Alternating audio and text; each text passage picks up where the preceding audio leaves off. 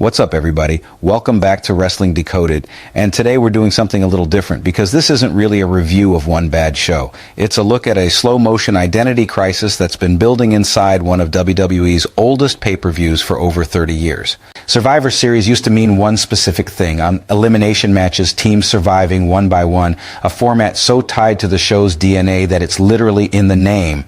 Today, that format barely exists on the card anymore. So let's actually trace how Survivor Series lost track of what made it Survivor Series in the first place and figure out whether this is actually fixable or if the show has just permanently become something else. Let's get into it. If you're into these deep dives on how wrestling's biggest shows evolve and sometimes lose themselves along the way, that's exactly what this channel does. Go ahead and subscribe now before we start. Survivor Series debuted on Thanksgiving night 1987, built entirely around one concept: teams of wrestlers eliminating each other one at a time until only survivors remained.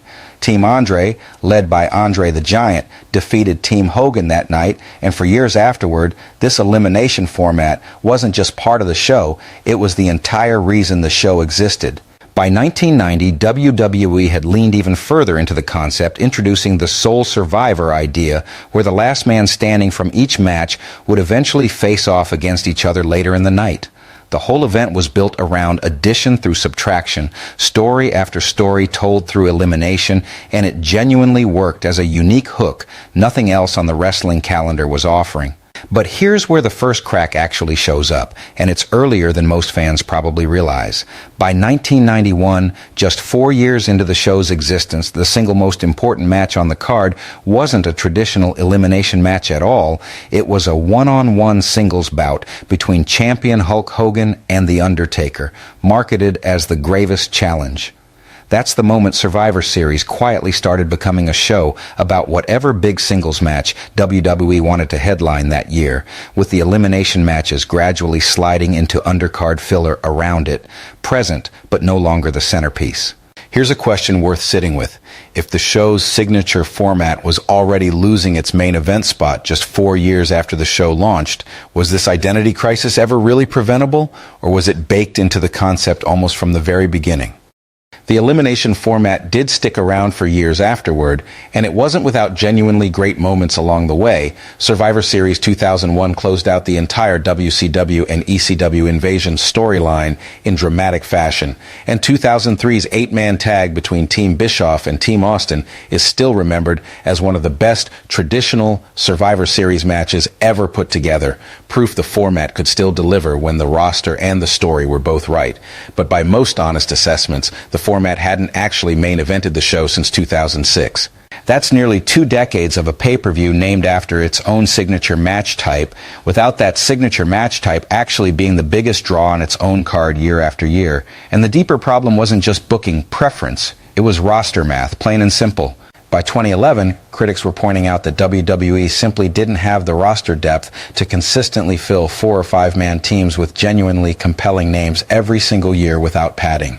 What used to introduce future legends, The Rock and The Undertaker, both debuted inside traditional Survivor Series matches, using the format as an easy, low-risk way to bring new stars into the fold without the pressure of a solo spotlight, had turned into a scheduling obligation. Teams thrown together at the last minute without any real storyline weight behind them, existing because the calendar demanded a Survivor Series match rather than because the story called for one. Then in 2022, WWE made the change that fundamentally altered what this show actually is at its core. Survivor Series was officially rebranded as Survivor Series War Games, swapping out the traditional elimination format entirely in favor of the War Games match. 2 rings, 1 roofless cage, teams of 4 or 5, decided by a single fall rather than gradual elimination. Here's the part that makes this genuinely strange if you think about it for more than a few seconds. War Games wasn't even Survivor Series' concept to begin with, borrowed rather than built. It originated in WCW decades earlier, and more recently had been NXT's signature annual match from 2017 through 2021, developed specifically as that developmental brand's own unique identity, its own reason for existing separately from the main roster shows. So Survivor Series didn't evolve its own new format to replace the old one. It borrowed someone else's signature match wholesale and simply installed it in place of the concept the show was actually named after. Quick pause here. Genuinely, drop a comment on this one because I want to know your honest take. Does using Survivor Series as the name for a show that no longer features elimination-style survival matches at all feel like false advertising to you? Or has the War Games match simply earned its spot on pure merit at this point, regardless of the naming mismatch? There's a real argument for why this swap happened, and it's not baseless at all. War Games matches are, by most fan consensus, genuinely great, high-stakes spectacle wrestling, exactly the kind of visually striking match that photographs well as a pay-per-view centerpiece and generates real buzz heading into the show. But it comes with a cost that critics have pointed out consistently over the past few years. WWE also leaned hard into framing the show as Raw versus SmackDown brand warfare in recent years. And the problem with that particular framing is fairly straightforward once you actually think about it. Audiences simply don't have meaningful brand loyalty anymore. Wrestlers move between Raw and SmackDown constantly, sometimes multiple times within a single calendar year, which means asking fans to emotionally invest in one roster, beating another roster rarely lands the way it used to, back when brand identity actually meant something distinct and stable.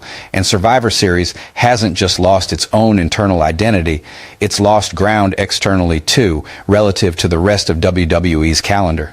Where it once sat comfortably inside WWE's Big Four pay-per-views alongside WrestleMania, SummerSlam, and Royal Rumble, the rise of Elimination Chamber and Money in the Bank as bigger, more consequential shows has pushed Survivor Series further down the pecking order in terms of actual stakes.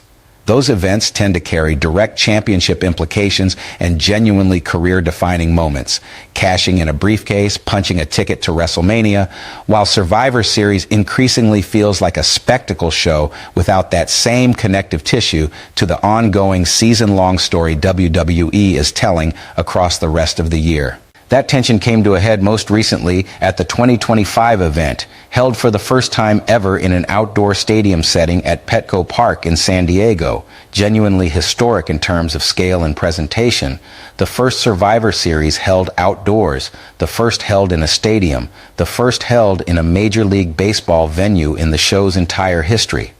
And yet, despite all that spectacle, the show still received mixed to negative reviews overall, with specific criticism aimed at the Women's War Games match, the Women's World Championship bout, and the finishes of both the Intercontinental Championship match and the Men's War Games main event. Even with a bigger stage than the show had ever had before in nearly 40 years of existence, the actual in-ring execution still couldn't fully escape the same criticism that's followed this event for years now. So here's the actual diagnosis sitting underneath all of this. Walking all the way from that first Thanksgiving night in 1987 to a baseball stadium in 2025, Survivor Series has spent almost its entire existence quietly drifting away from the one concept that gave it a genuine reason to exist separately from every other WWE pay-per-view on the calendar. It survived the format losing its main event spot in the early 90s, still limping along as a secondary attraction for years. It survived roster depth problems, draining the tradition of its star power by the 2010s, becoming more obligation than event. But swapping the format out entirely for a borrowed match type from a completely different brand, while simultaneously leaning on a brand warfare framing fans don't actually care about anymore, is a fundamentally different kind of problem than what came before. It's not neglecting the tradition anymore, it's actively replacing it wholesale and asking the audience to just accept that the new name still fits the new product. Does War Games deserve to be Survivor Series' new signature match permanently going forward, or should WWE actually find a way to bring back a proper elimination-style match to sit alongside it, rather than replacing the concept outright? Let me know your honest take in the comments. And if you want more of these deep dives into how WWE's biggest shows have evolved and sometimes lost themselves over the decades, make sure you're subscribed to Wrestling Decoded. There's plenty more of this still to unpack.